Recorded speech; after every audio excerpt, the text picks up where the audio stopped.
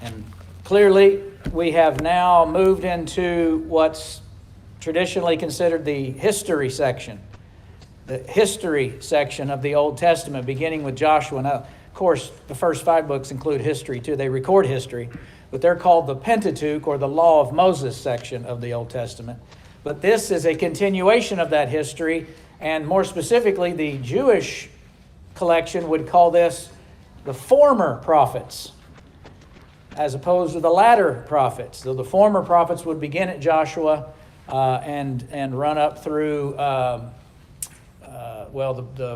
the poetry and such until you get to Isaiah. Starting in Isaiah would be the latter prophets.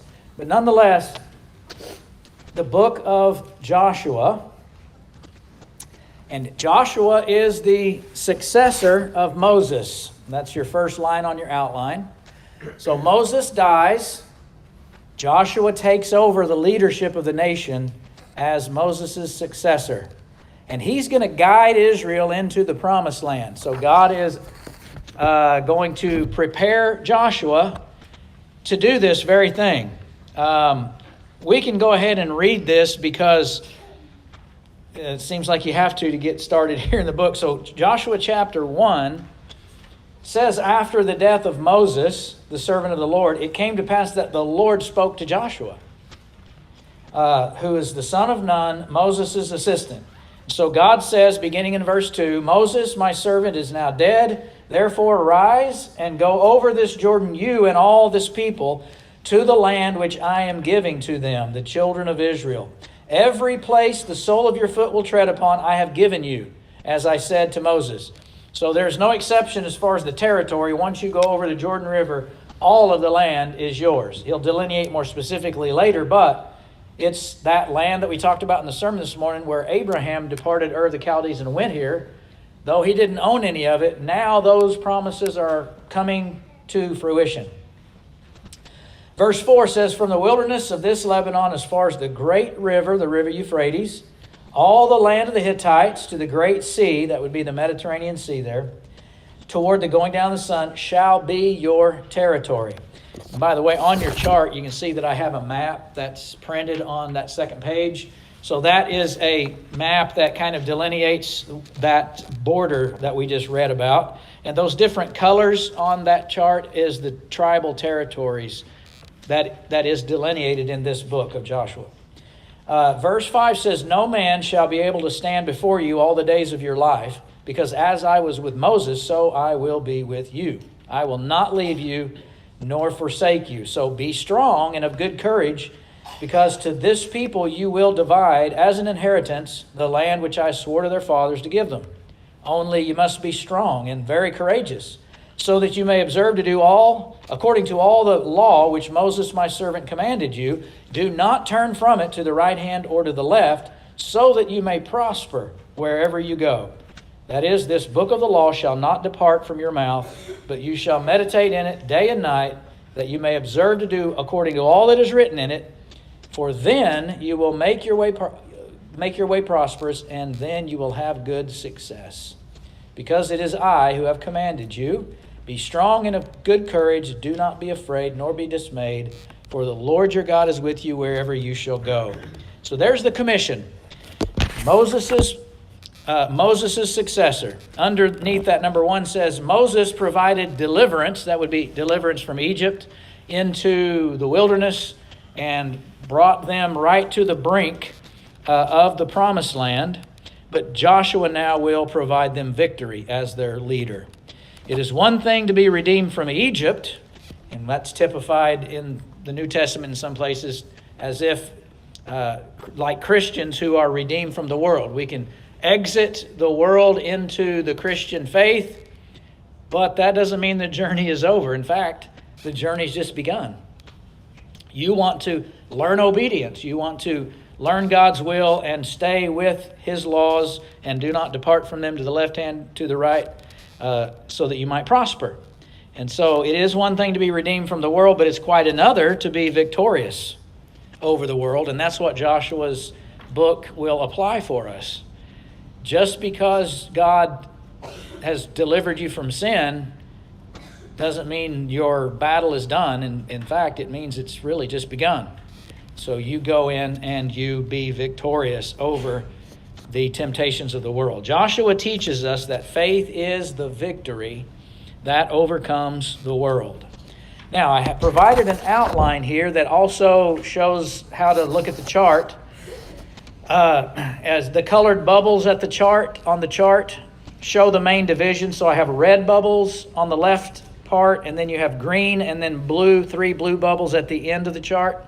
And those are delineated on your outline. So little letter A, the military campaigns are described in those first 12 chapters and shows there under the red bubbles.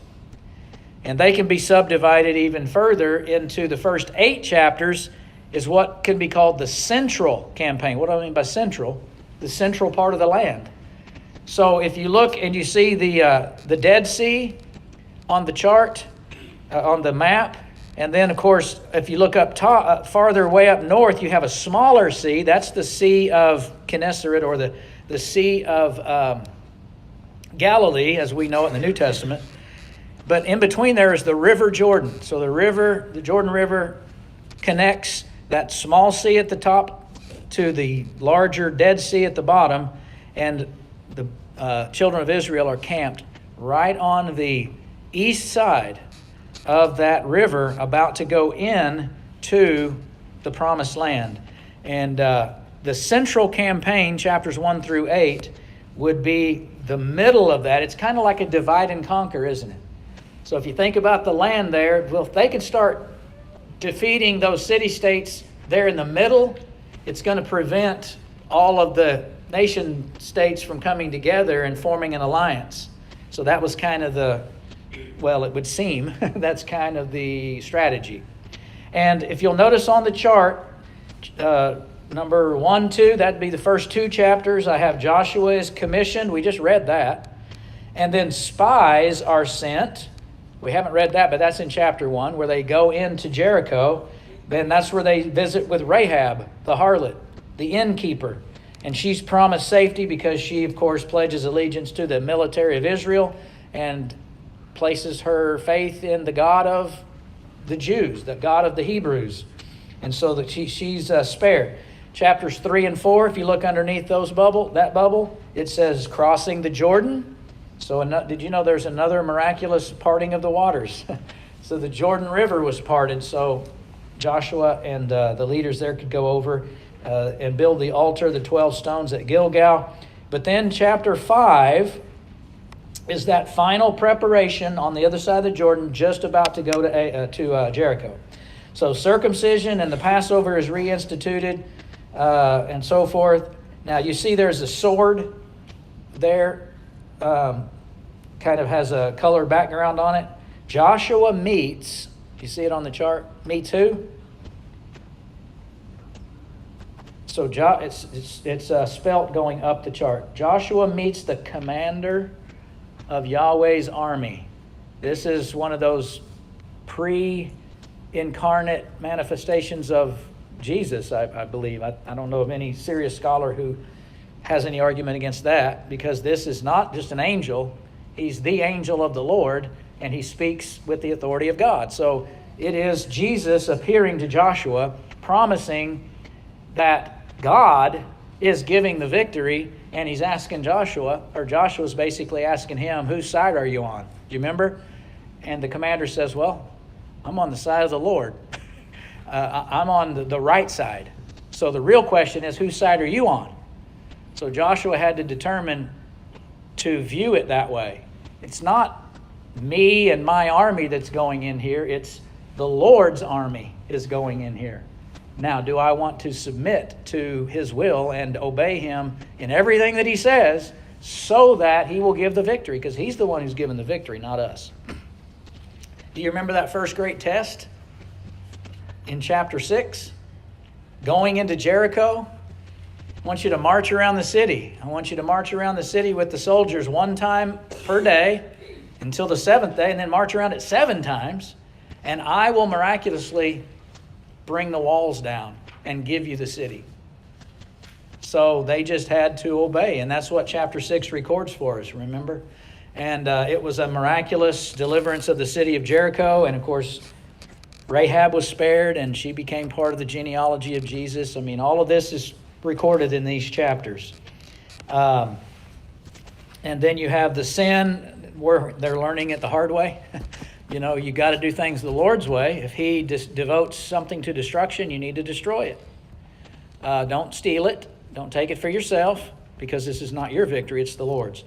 And then finally, they learn that lesson in chapter 8. So that's that first section.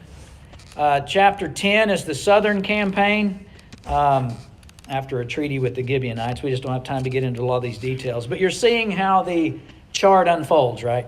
So chapter 10 would be now moving south, and they go against 5 Amorite kings, and they're all listed right there. You remember the story about the sun standing still? So Joshua needed a little more time during the day in order to gain the victory, and so God again showing his miraculous power. Only God could do that. Whatever was necessary for him to stop the spinning of the globe and all of the other implications, well, he's God. He created it. He can do it. And so he did that. And that's recorded there in chapter 10. And then the northern campaign is chapters 11 and 12. So now once they have taken the southern part, they move into the north. And that's mentioned in chapters 11 and 12. So that's the first major outline. But then you move to the second part of your chart, to the green bubbles. And these are more tedious chapters because they give you a lot of geographic detail, like over from this river to this river or this stone or, this territory. And he's delineating each of the 12 tribes and their allotments. And that's what's represented on the map on your chart there, those different colors. Gives you a general idea of where these tribes were. And if you look on that map, you'll see at the far south, the far bottom, you have 2 different shades of green. Do you see Judah, Simeon?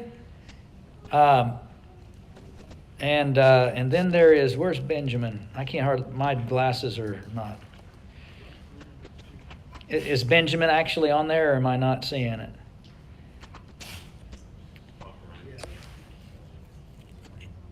So northeast of Simeon. Oh, the northern part of Benjamin? Yeah, so it's northeast of the Dead Sea. Northwest of the Dead Sea. Yeah, Oh, yeah, I see it now. Okay, it's in the same color then, isn't it? That's why it's throwing me off. Because when you talk later on in Israel's history about the division of the kingdom, you have 10 tribes that follow the northern leadership and only 2 tribes that follow the southern leadership, and that's Judah and Benjamin. And so that's the way the dividing of the kingdom after the death of Solomon took place. Sorry about that. Yeah, this is just way too small for me to read. Anyway, so that would be those green bubbles. That's chapters 13 all the way through chapter 21. And they can become, like I said, a little bit tedious to read, but they're full of really helpful information if you know what you're looking for and you go in there and you find it. But then after chapter 21, I have the final section that I'm calling, farewell speeches that Joshua gives, and they're the blue bubbles there at the end.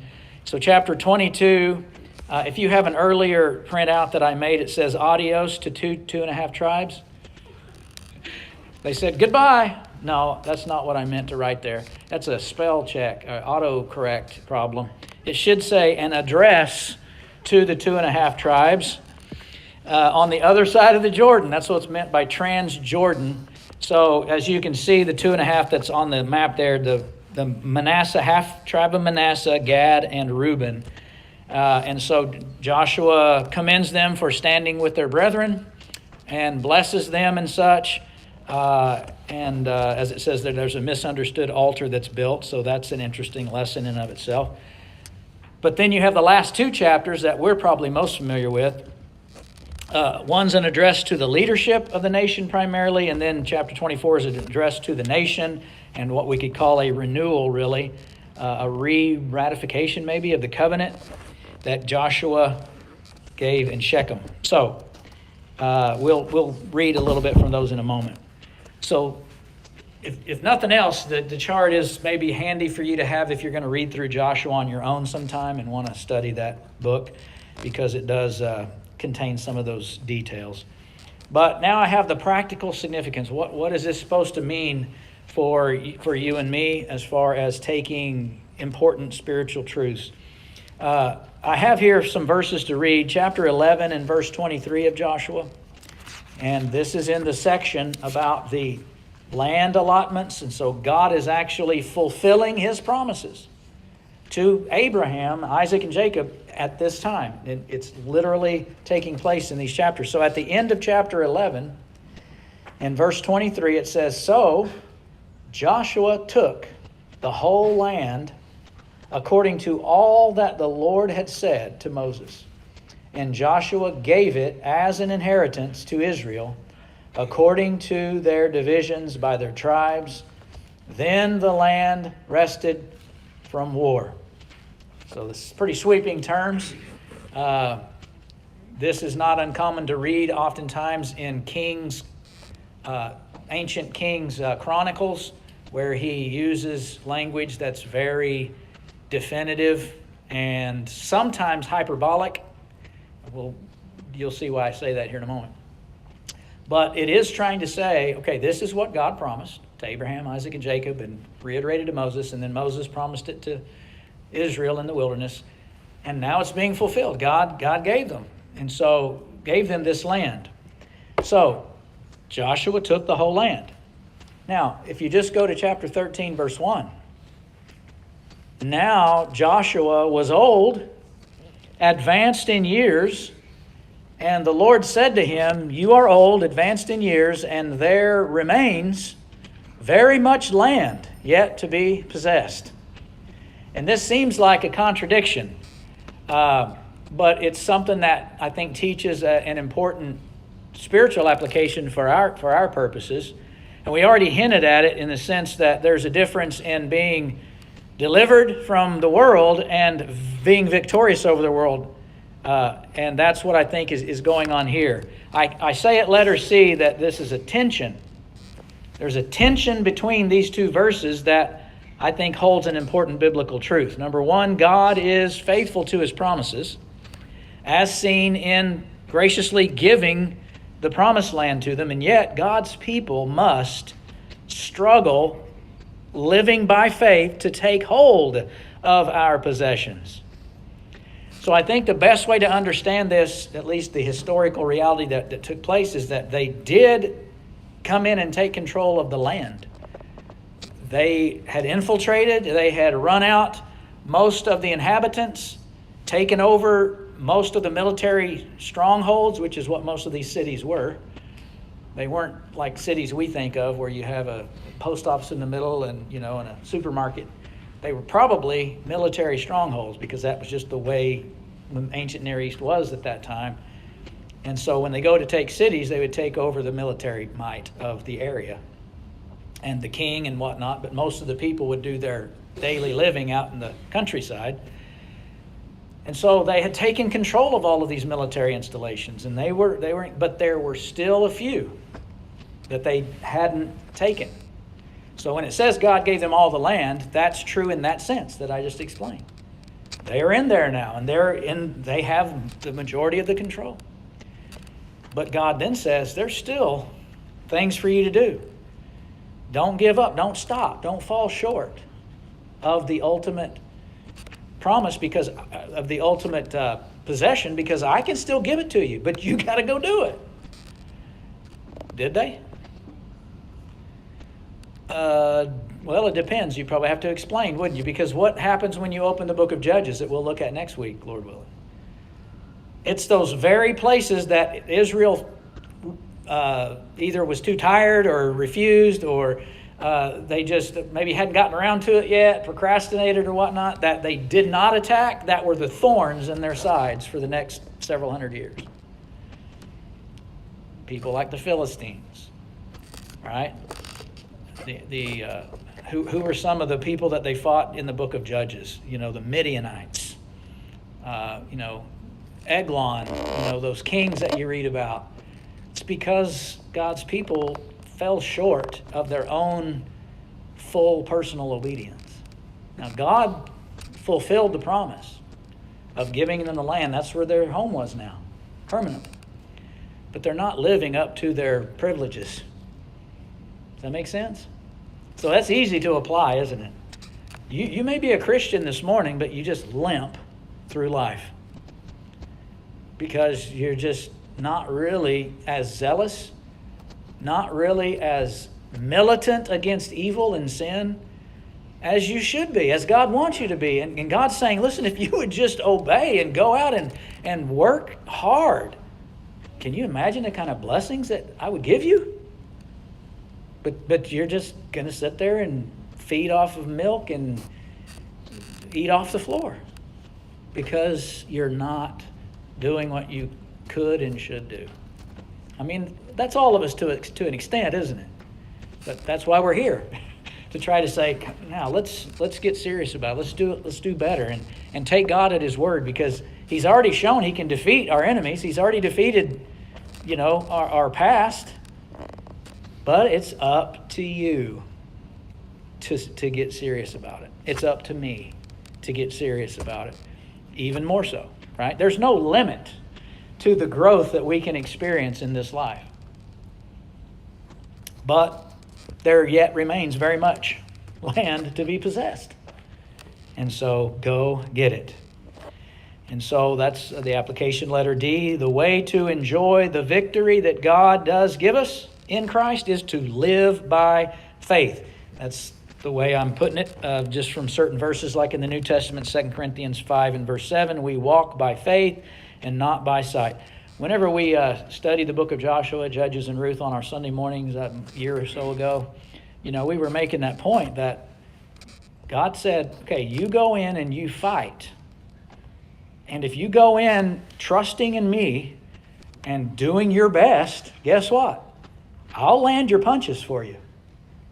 I'll guide the spear for you. I will take care of you and you will not die. But man, doesn't that not take faith? Because you might say, okay, that dude is huge. Right? Well, they were giants in that land. They were huge.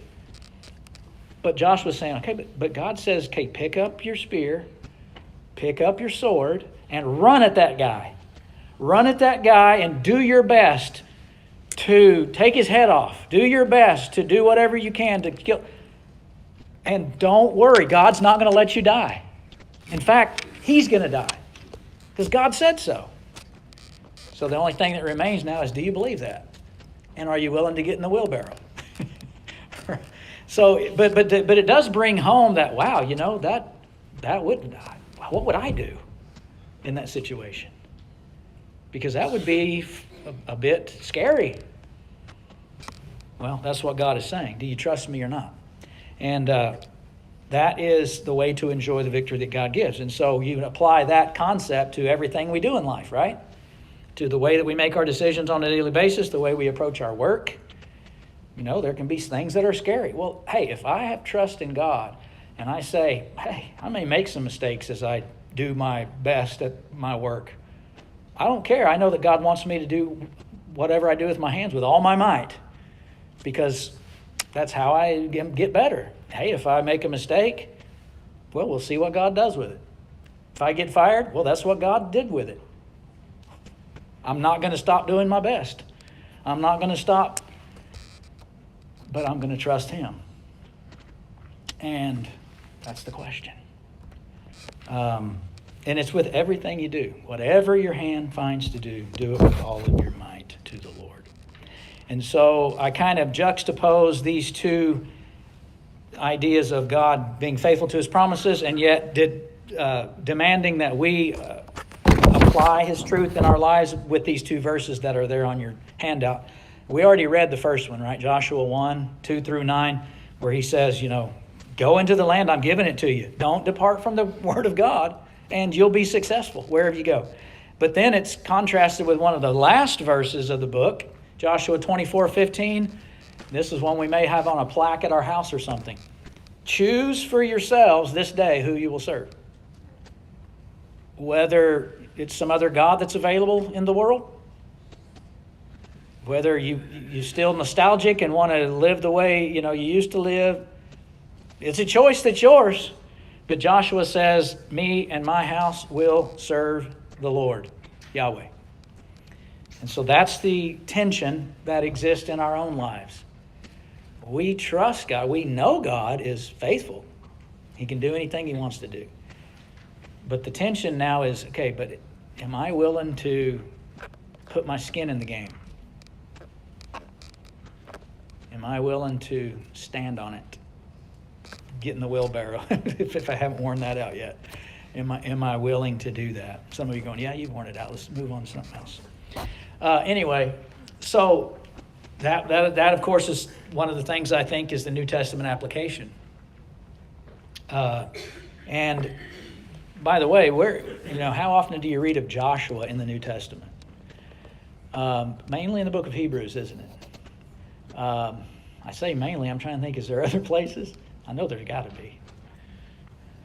Anyway, it doesn't matter. Because the book of Hebrews spends quite a few verses on Joshua's delivering rest or giving rest to the people of God. But the whole point of that comparison in the book of Hebrews is to show that the true rest that Joshua offers in the Old Testament is just a pale comparison to the kind of rest that the New Testament Joshua offers. Right? Joshua is the Hebrew name for the Greek name Jesus, Yesu. That's why in King James Version, isn't it? In Hebrews 4:8, it still says, "For if Jesus had given them rest, he would not afterward have spoken of another day." But he's not talking about Jesus Christ. He's talking about Joshua in the Old Testament. Because it's the very same word in the Greek. It's the same name. So Jesus is the New Testament Joshua. And the comparison is that Joshua gave them rest in the Old Testament, and Jesus now still offers rest today to his people. And so that's what the book of Hebrews says. I don't know why we're not just turning to it. I guess because I think I've got to be in such a hurry and I don't have time, but that's not really a very good excuse, is it? Please, nobody respond to that. You're not supposed to talk during worship. Hebrews chapter 4, this is it, verse 8. If Joshua, see, the newer translations will put Joshua there because they know that's what he's talking about. If Joshua had given them rest, he would not afterward have spoken of another day. And so there remains a rest for the people of God. That is the people of God today. Jesus' people. Because he who has entered his rest has himself also ceased from his works, as God did from his. But, in other words, we have entered the rest, and that's likened to that first point we've been making, where God says, see, look, I gave you the land. I've given you the victory over sin. And yet, the Hebrews writer says, and yet we're still working toward that rest. So it's commenced, but it's not consummated. It has been inaugurated, but not yet consummated. And that's the way the New Testament is with so many other things. Well, that's the way it is with Jesus. He has given us rest from sin. He's delivered us from the world of sin and death and translated us into the kingdom of his Son. But are we done? Not until Jesus comes back. So we have work to do. What work? Verse 11. Let us therefore be diligent to enter that rest, lest anyone fall according to the same example of disobedience. The example of disobedience of those in the wilderness is what he's talking about in this context. But I would also say it this way. Did Israel remain in the land? I know they did for some years. They were removed from the land because of disobedience. So that rest wasn't perfect and it wasn't permanent. Because, of course, they didn't keep the covenant. And so the same thing the Hebrews writer is saying to Christians is, your rest is given to you by Jesus. You are no longer in your sin, in fellowship with God in the covenant, worshiping him in spirit and truth and all of this. But your rest is not yet perfect. and it's not yet permanent. But it's just right there. Go get it. Go get it. Take up that sword and run at the enemy, no matter how big he is, and do your best. Be studious. Try to know what you're saying as best you can, but you're not going to be perfect. But let God do the rest. And that's what we need to do. So those who live by faith will be seen as such because of the way that they live and speak and treat others, and their attitude toward sin and their attitude toward evil and things like that. So just as Joshua led the people of God into the promised land, so Jesus gives us the victory.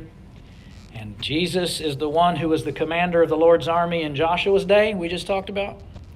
And Jesus is the commander of the Lord's army today. He's on the white horse of victory, and we simply put his name on our foreheads and we go into battle trusting him. Christ is the inheritance. Not the land, but Christ is the inheritance. Ephesians chapter 1 and verse 14. So hopefully that is something that can be helpful in future studies. And I'm assuming everyone did get a copy. It's a 2-part chart, and then of course your outline, and that will be similar to what we'll do next week in the book of Judges. But I appreciate your attention and everybody's amazing ability to stay awake after lunch. And we will be we'll be led in a final song and a closing prayer before we dismiss for the rest of the day. Thank you guys. Have a great week, and God bless you.